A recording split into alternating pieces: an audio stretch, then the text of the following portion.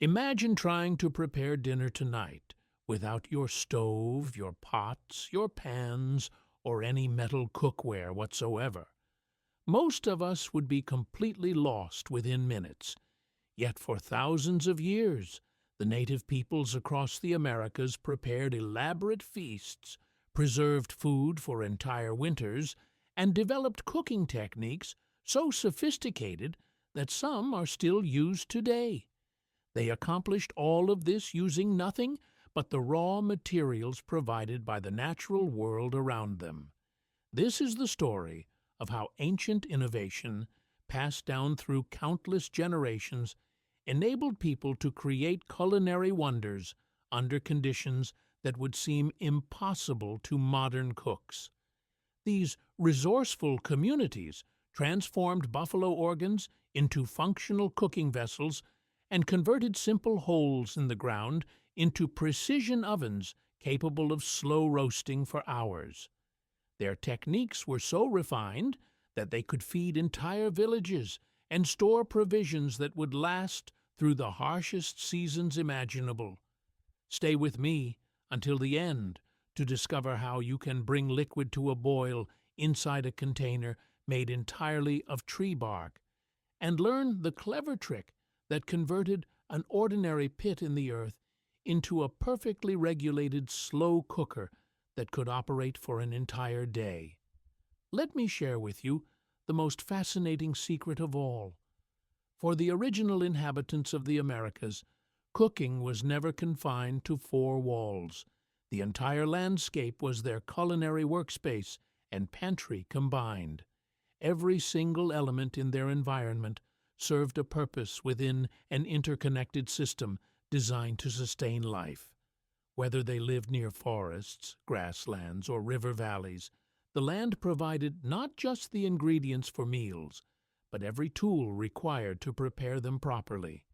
A particular type of stone could serve as a blade, a scraping tool, or even a vessel for heating water. Green branches became improvised skewers, while sturdy pieces of bark transformed into surprisingly large containers. This way of seeing the world demanded extensive knowledge, spanning geology, plant science, and basic physics principles. The people understood precisely which rocks could be heated until they glowed without shattering when plunged into cold water, and which types of wood would burn with sustained heat while producing minimal harmful fumes. This accumulated wisdom represented their most valuable inheritance, carefully transmitted from elders to young people across many lifetimes. When selecting locations for seasonal camps, the availability of these essential kitchen resources often determined the final choice. Access to deposits of suitable clay, outcroppings of specific rock formations, or groves containing particular tree species held equal importance to the presence of game animals or fresh water sources. The natural environment functioned as their combined supermarket and hardware store. A fundamental principle guided their use of these resources: take only what you need and waste absolutely nothing. Every part of a harvested animal served a function. Bones became implements, hides were fashioned into garments and containers, and even the partially digested plant matter found in herbivore stomachs could supplement the food supply during desperate times. This represented a complete philosophy of sustainability, driven by genuine reverence for the living world around them. Such an approach created an entirely different relationship with food and the process of preparing it. Cooking was never merely a mundane chore, but rather a ceremonial act infused with ritual significance and expressions of thanks. Every successful meal resulted from balanced cooperation between human effort and nature's generosity. The cooking process actually began long before anyone kindled the flames. It started with the careful search for appropriate materials, gathering exactly what was needed. This was deliberate, contemplative labor requiring keen observation and considerable patience. Where we might see just an ordinary river stone, they recognized a potential kettle.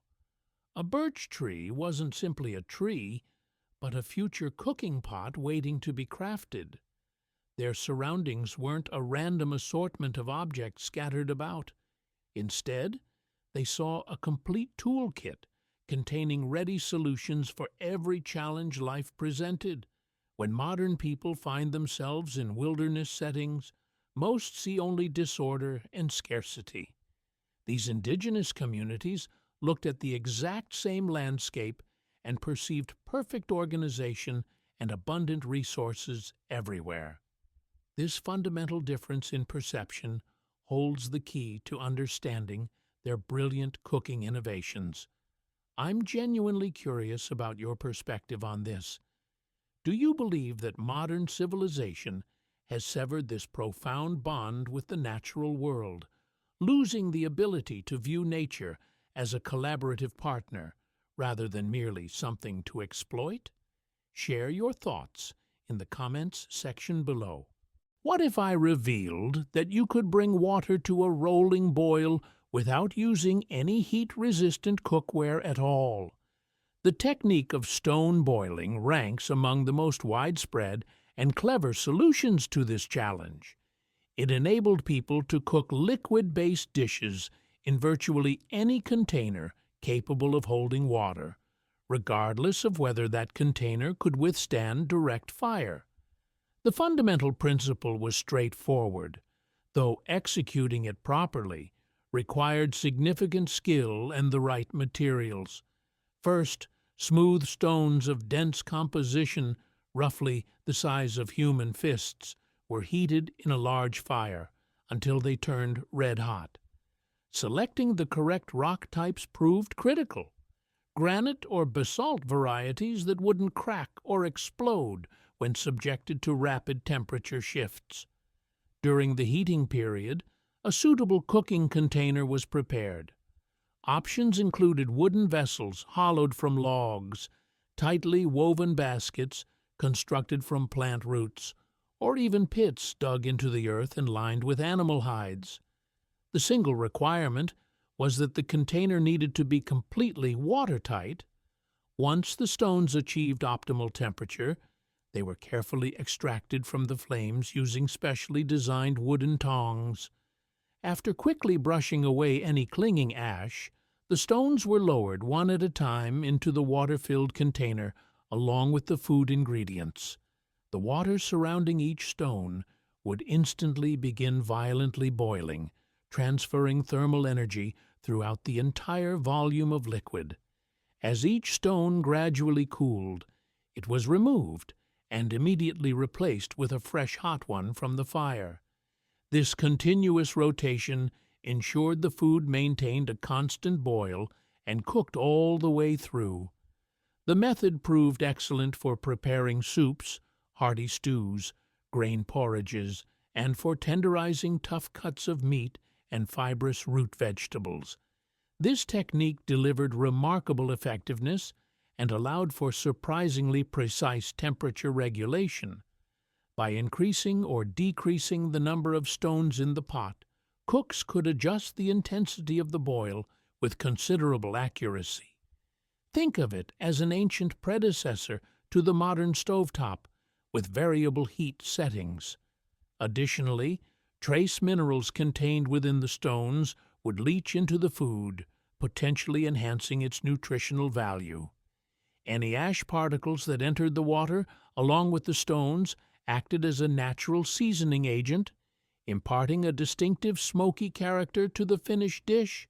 This was culinary art, filled with delicate subtleties and regional variations. Without possessing a single piece of metal, these cultures had solved one of cooking's most complex technical challenges. But what if I told you they could accomplish all this without even needing a container for water, by transforming the earth itself into an enormous steaming apparatus?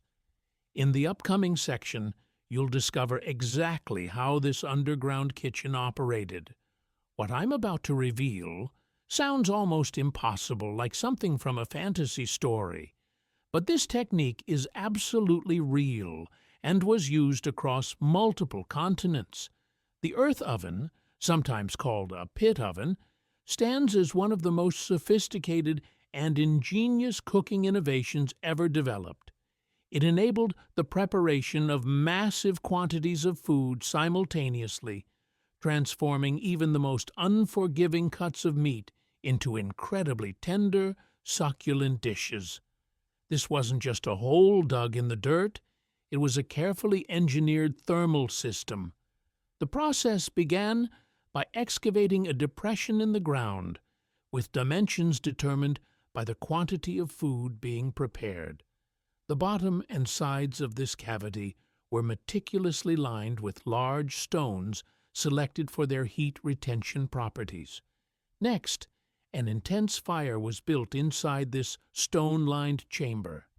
The flames were maintained for several hours, sometimes half a day or more, until the stones radiated such extreme heat that approaching the pit became nearly unbearable.